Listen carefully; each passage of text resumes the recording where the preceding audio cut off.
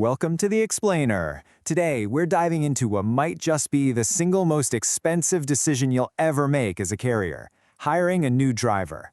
It feels like a routine part of the job, right? But one wrong move, and you could be putting your entire business on the line. Okay, let's just jump right in with a number that should make you sit up and listen. $23 million. This isn't some made-up worst-case scenario. This really happened to a company, all because of one bad link in their hiring chain. That is the real cost of not doing your homework, a cost measured not just in dollars, but tragically, in human lives. So the big question is, how do you keep that nightmare from becoming your reality? Well, the good news is the answer isn't about getting lucky. It's about having a process. A systematic, documented approach to hiring and managing your people is your shield. And today, we're going to build it together, step by step. All right, so where do we start? Well, your defense actually begins way before you even think about meeting a candidate. This is what I call the pre-hire gauntlet, and it's where you set the standards that are going to protect you for years to come. Before an application even crosses your desk, your defense needs to be ready. Think of this checklist as your absolute must-have foundation.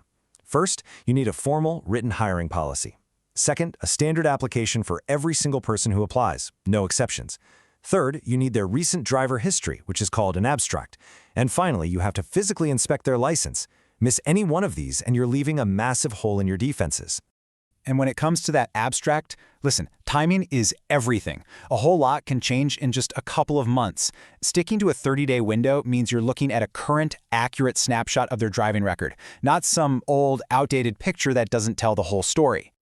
So, how far back do we need to look? The magic number here is 3 years. Your application needs to be thorough and ask for a complete, detailed employment history for at least the last 3 years. You're looking for the full picture, because any big, unexplained gaps in their work history, that could be a major red flag you need to dig into. Okay, now for the really crucial part. Let's run through the red flags that should make you stop everything right then and there. This first one seems like a no-brainer, but you'd be surprised. If a driver walks in with an expired or invalid license, the conversation is over. It's the absolute most basic requirement, and failing it is a non-starter, period. Next up, does the license they have actually match the truck you're going to put them in? Just having a license isn't enough. It has to be the right license with all the proper endorsements, like for air brakes. Putting a driver behind the wheel of a vehicle they aren't legally qualified to operate is a huge, huge liability just waiting to happen. But maybe the biggest, most telling red flag of all is lurking right there in the driver abstract. Seriously, think of this document as a window into their future. Why? Because past performance is the best predictor of future risk. A history littered with tickets, suspensions, or convictions is a direct warning sign that they're likely to bring that same risky behavior right into your company. You know, that brings us perfectly into our next section, decoding the driver abstract. This isn't just another piece of paper to file away. Understanding how to read it and what to look for is an absolutely critical skill. In fact, it might be the most powerful risk assessment tool you've got. So what is an abstract, really? At its core, think of it like their driving report card. It shows all their convictions, demerit points, and suspensions. You have to pull one when you hire them, and then, at a bare minimum, once every 12 months after that. This isn't a one-and-done thing. It's an ongoing process.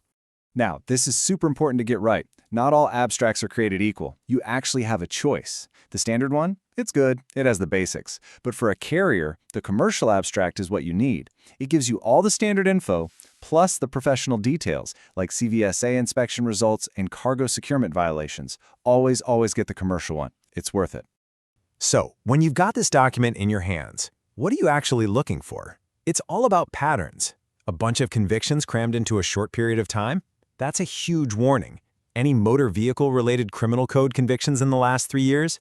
That should probably be a deal breaker. And a history of violations around things like cargo or hours of service tells you they might not respect the basic rules of the road. Okay, so let's say you've done all your homework, you've navigated the gauntlet, and you've found a great candidate. Awesome. But hold on, the work isn't over yet. Now it's time to make it official and start building that foundation for a safe, compliant relationship. I want you to think of the driver file as your fortress. It's your documented proof that you are a responsible carrier, and every single one of these items is a brick in that wall. Pay really close attention to how long you have to keep things. You need to hold on to driver abstracts for the current year plus the 4 previous years, and training certificates for the current one plus the last one that expired. Meticulous record keeping like this is just not negotiable. Seriously, this right here might be the single most important signature you ever get from a driver. This piece of paper is your proof that they were told about your expectations, their responsibilities, and, critically, the consequences if they don't meet them. If there's ever a dispute down the road, this document is gold. So you've hired someone great. Job done, right? Not even close. Hiring a safe driver is just step 1. Keeping them safe and holding them accountable? Well, that's an ongoing job. Your responsibility as a carrier lasts for their entire employment with you. Let me tell you a quick story. There was a carrier, they fired a driver, and they got challenged on it. Guess what? They had no proof of any prior warnings. They learned the hard way and put this 4-step policy in place.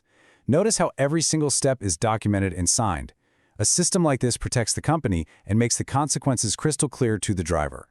Here's a great little template you can basically borrow and adapt. The key thing isn't the exact number of steps, but the principles behind it. It has to be progressive, it has to be written down, and you have to apply it consistently and fairly to every single driver. Documentation and fairness, those are your 2 best friends here. And finally, let's not forget about training. At the end of the day, you, the carrier, are responsible for making sure your drivers know what they're doing. Whether you train them yourself or bring in a consultant, they need to master these topics. Pay extra close attention to hours of service. That's usually the most complex one. And remember, something like transportation of dangerous goods requires special certification. Your driver file needs to have proof of all this training. So, this really brings us back to the big question, the one you need to ask yourself right now. Take a hard look at your current process. Is it a well-documented shield that protects your business, your reputation, and everyone else on the road? Or is it a bunch of shortcuts and handshake deals that's leaving you exposed to millions in liability? The answer to that question could very well define the future of your company.